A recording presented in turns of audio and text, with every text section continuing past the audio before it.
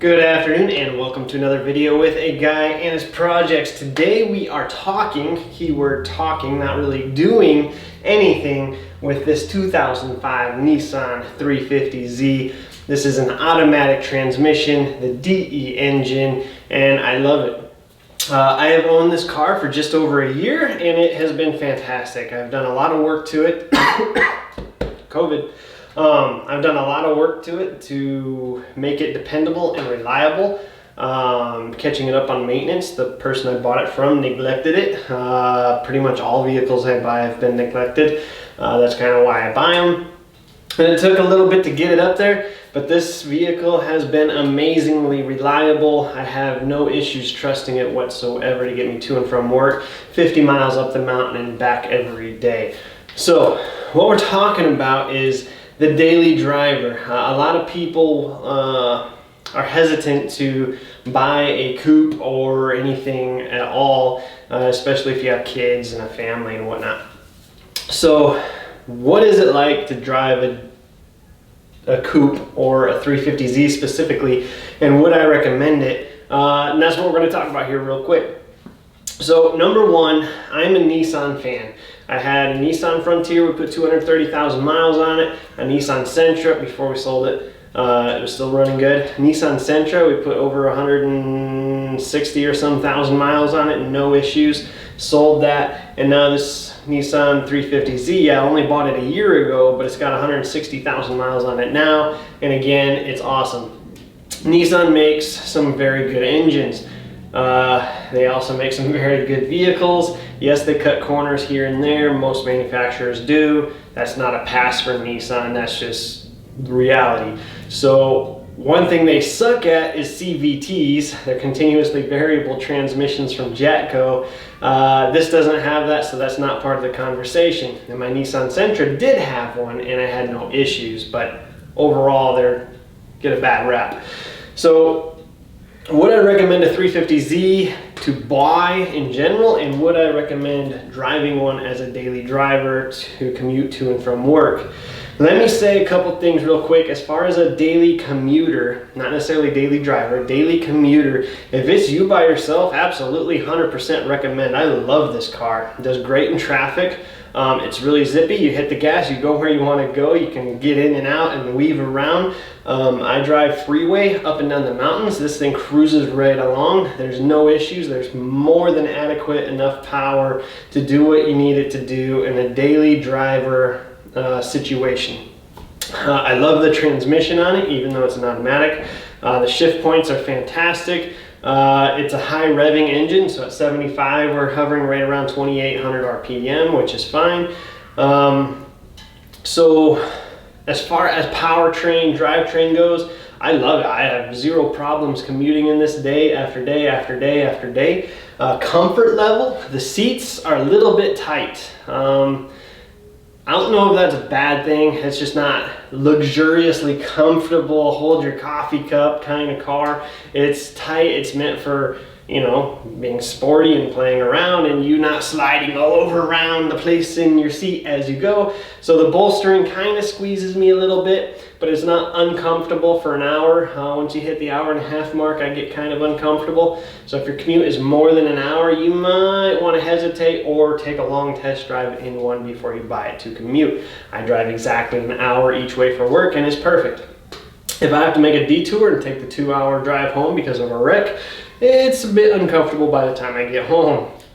So comfort level, it's a give and take. That's kind of up to you. You're just gonna have to sit in one and find out. You'll know pretty quick if you slide in and your butt cheeks get pinched together, or if you're slightly smaller than me and you fit perfect and golden. Everything else about the comfort level. The suspension is pretty stiff, so like I said, open cup of coffee, you do risk splashing. It's the exact same as in my F250. I don't use open cups of coffee for that reason.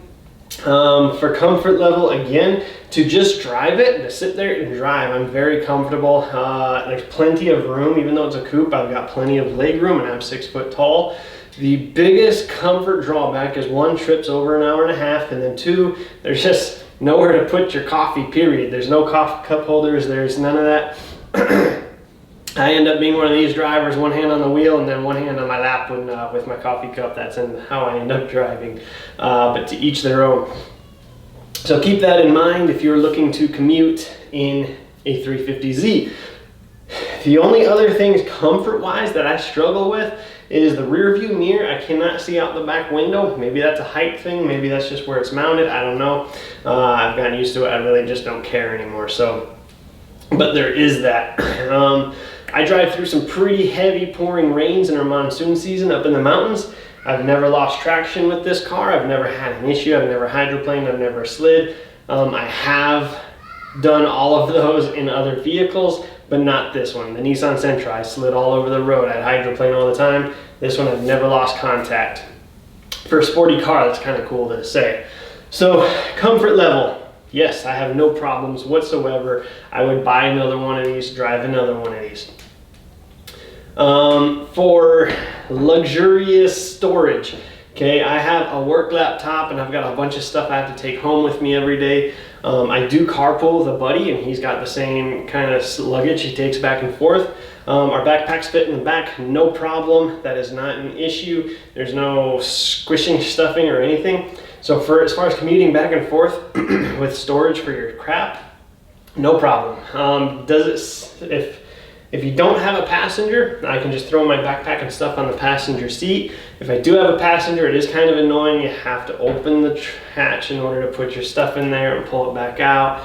It is what it is. I'm not complaining, but it is an extra step. With a typical 4-door sedan, you just open the back door, throw your crap in, close the door. This one, you gotta do the hatch. Not a big deal. Just, it is what it is. I'm trying to be honest. Okay. So like I said, I do carpool. So comfort factor with carpool. My carpool and I are pretty comfortable with each other. We've known each other for several years now, and it doesn't bother us. But if you're two bigger dudes, you could end up rubbing your elbows here and there while you're driving. I don't know that we've ever actually made physical contact, but it is kind of, you're kind of squished in there together. Not a big deal. It doesn't bother me. Obviously, it doesn't bother him. We still carpool. So it is what it is. But keep that in mind. If you're carpooling with somebody you don't like, well, I would recommend not carpooling with them, but you might end up bumping elbows. So that's the comfort, storage, not a problem. Even if you're not using this to commute, if you want to hit the grocery store on your way home, I've never maxed out, and I got a big old subwoofer back there, I've never maxed out the amount of groceries with the trunk space. If you do, you always have the passenger seat, and maybe you just don't need to buy all of your groceries at once in this car. That's not my business. I'm just throwing it out there that for me, I've never had an issue fitting what I need to fit in the car. That being said, if I know I'm going to the grocery store, I take one of the other vehicles. Pizzas, big important thing. Little Caesars pizza, even with the big sub under the crossbar, still fits perfect. You can still stack them in there, they fit. There's plenty of room for a pizza box, not to worry on that note. Just don't get open sodas. There's nowhere to put those. So, no issues. Mechanically, as a commuter, I trust this thing absolutely 100%. I have no issues jumping this and knowing I'm going to get to work and back home. It has had a couple electrical issues. It's had a couple mechanical issues. No failures, just issues. And all of those issues have come from being neglected previously. If you maintain your vehicles, they will run forever, problem-free, typically speaking.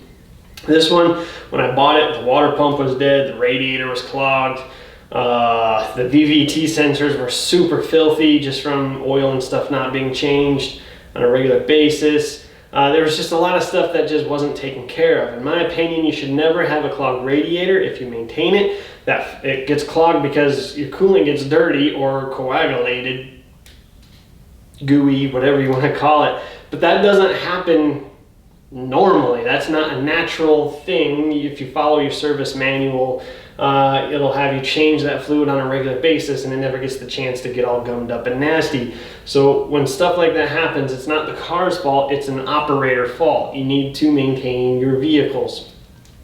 So I have not had any mechanical failures outside of neglect as of this point. I've only had it a year. In that year, I've put 10,000 miles on it, so it's not 160, but that's where we stand on that.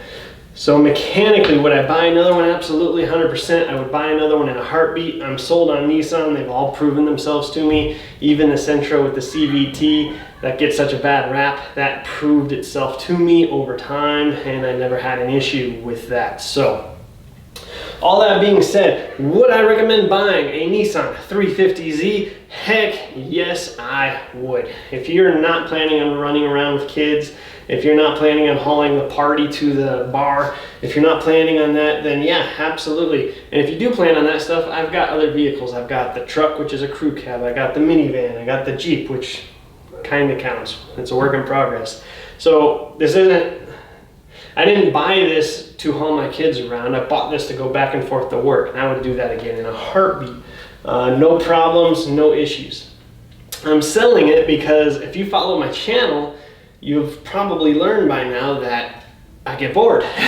I buy them, I fix them up, I make them reliable, and then I get bored with them, so I sell them and buy a new problem child that I gotta fix up, make reliable, I get bored with it, and I'll sell it. This car I'm not really bored of, I guess. I have fun. I love driving this car up and down the mountain every day. It's just, I'm ready for the next project, I guess. So that's it. That's all I wanted to say. Would I commute in a car like this again? Yes, I would. Would I recommend it? If it fits your application, heck yes, I would. I mean, these are fun cars. They're not the fastest car in the world. In fact, they're one of the slower sides of sports cars, but that's okay. It's got plenty of power to get you where you're going. It has more power. This has more gusto when you push the gas pedal than any other vehicle I've ever owned. That's not to say this is the fastest car. It's to say it's way faster than I need it to be, which makes it fun to drive. I mean, it's awesome. I love it. It's great. So I would recommend it. No problem. No hesitation. These cars are awesome. Just maintain them. That's something to be said too. So a lot of people wonder how expensive a car is to maintain over the course of its life. There's all kinds of average calculators out there that takes the average number of repairs, divides it by the years and the miles, and blah, blah, blah, blah, blah. I don't know nothing about that. What I can say is I haven't seen anything on this car fail due to, everything I've seen fail on this car was due to neglect. So don't neglect them, take care of them. Oh, there is one thing. So if you're planning on commuting in this, keep in mind this takes 91 octane gas. Not 87, not 89, it takes 91 octane.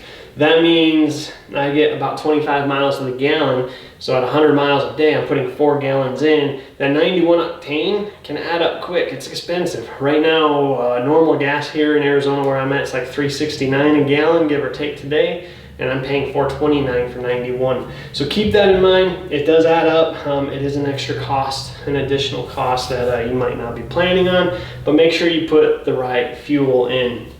That's another reason you can have engine problems or even exhaust problems. You got to put in what the manufacturer recommends for the most part. So anyway, I forget where I was going with that, but highly recommend, highly love this car. I'm gonna miss it. But I'm also looking forward to the next project. So if you have a project, if you have a commuter vehicle that you would like to recommend to me, recommend it in the comments. I'll be looking for the next commuter here pretty quick. And as soon as this sells, which should be here in the next hour or so, that guy's coming to pick it up, hopefully. So if you have a car, a commuter that you would like me to think about possibly getting into, leave that comment below, hit the thumbs up, and remember, keep watching, keep sharing, and yeah, I've enjoyed my time with this little lady. So thanks guys, we'll see you later.